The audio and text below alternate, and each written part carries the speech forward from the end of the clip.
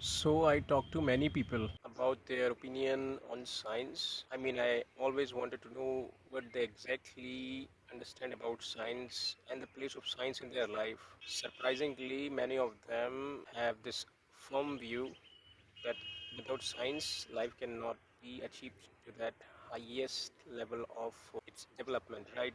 And to a certain extent, it is accepted at this point of time.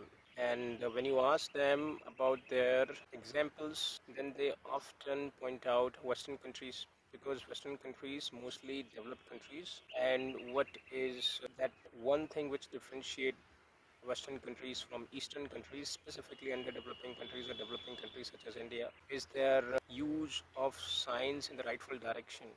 Because there in Western countries, environment is quite unpolluted and life is very easy.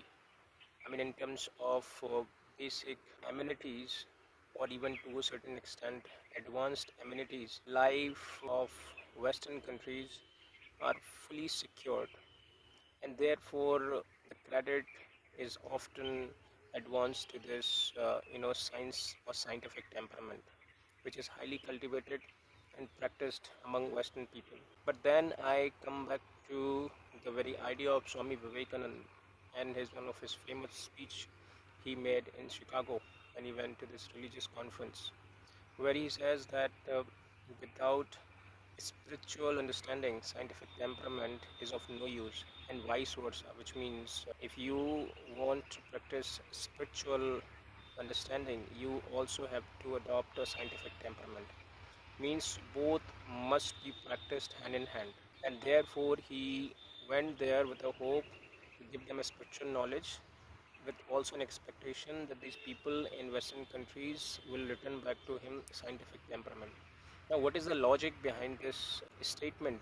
I now understand it. So, even if you call America or other Western countries highly developed countries, but we must not fail to see this very subtle thing that in the name of technologies and advancement, they have only worsened the situation. For example, consumerism is highly practiced in Western countries. So, with the help of technologies, they just transfer their filth, their pollution to other sorts of developing countries, but they are not ready to compromise on their habits of consumerism, which is very important.